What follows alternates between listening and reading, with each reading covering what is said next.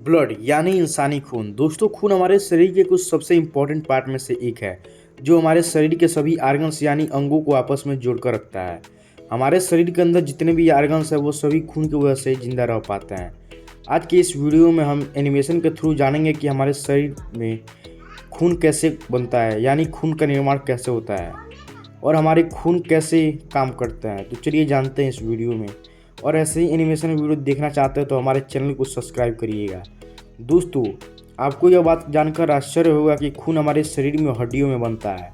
यह जानने के लिए कुल हमारे हड्डियों में कैसे बनता है, पहले यह जानना जरूरी है कि खून किन चीज़ों से मिलकर बना जाता है, यानी उन्हें कौन कौन से पार्टिकल्स होते हैं। तो आइए पहले ही जान लेते हैं। हमारा खून 4 चीज़ों से मिलकर बना है: plasma, red blood, white blood और प्लेटलेट्स।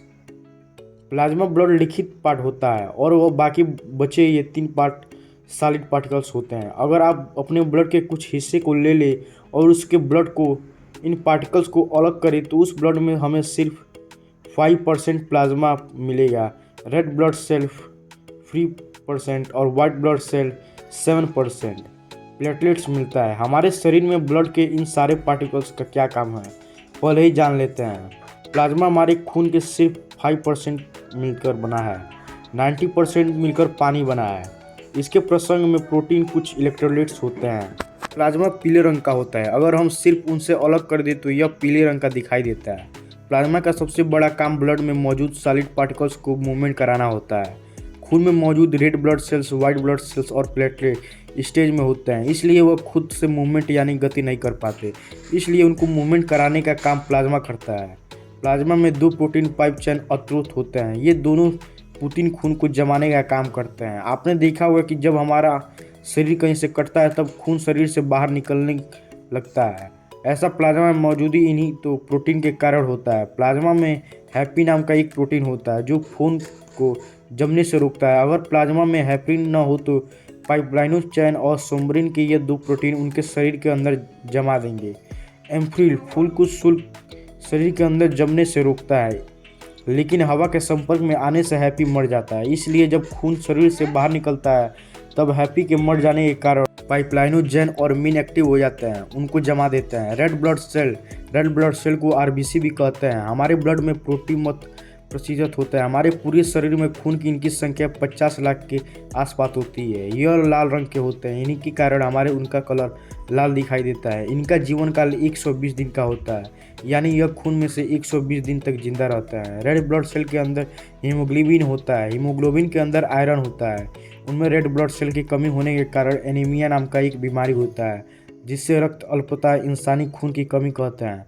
इसलिए एनीमिया होने पर डॉक्टर आयरन की टैबलेट देते हैं। हमारे शरीर में रेड ब्लड सेल किसी टैक्सी की तरह काम करता है। हमारा शरीर छोटी छोटी कोशिकाएं यानी सेल सब मिलकर बना हुआ है।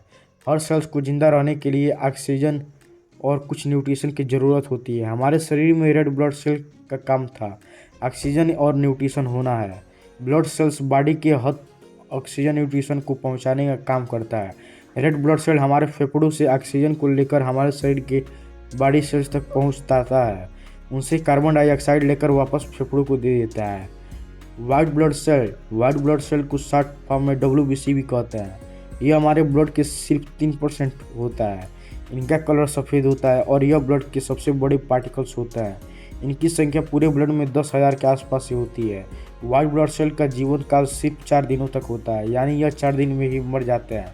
वाइट ब्लड सेल का काम हमारे शरीर में बीमारियों से लड़ना। वाइट ब्लड सेल हमारे शरीर में इम्यून सिस्टम होता है। वाइट ब्लड सेल्स हमारे शरीर के सिक्योरिटी गार्ड की तरह काम करते हैं।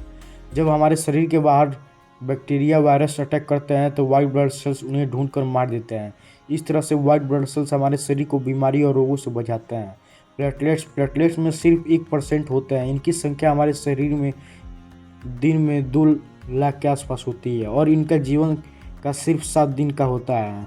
यह खून में सिर्फ 7 दिन तक जिंदा रह सकते हैं। प्लेटलेट्स तथा हमारे खून को शरीर से बाहर बहने से रोकता है। जब हमारा शरीर कहीं कट जाता है तब प्लेटलेट्स का इकट्ठा होकर उस जगह को ब्लॉक कर देता है। कोशिश करते हैं ताकि वहाँ से ज़्यादा धूल हमारे शरीर से बाहर न निकल पाए। प्लेटलेट्स हमारे शरीर को ताकत देने में भी काम करते हैं, क्योंकि इसमें कुछ हार्मोन्स और प्रोटीन होते हैं। हमने ब्लड के सारे पार्टिकल्स और उनके काम को जान लिया है, तो आइए जानते हैं हमारे शरीर में खून कैसे बनता है। हमारे शरीर में खून हड्डियों से बनता है। हमारे शरीर में जितना भी लंग्स बूट्स यानी बड़ा हथिया उनके पूल का निर्माण होता है। हमारे हड्डी के अंदर लाल रंग का स्पिंज होता है जिन्हें अस्तित्व मज्जा बोन मैरू कहते हैं। अगर आप नॉनवेज खाने वाले हैं तो आपकी हड्डियों के अंदर लाल रंग का कुछ ट्रेंड को जरूर देखा होगा।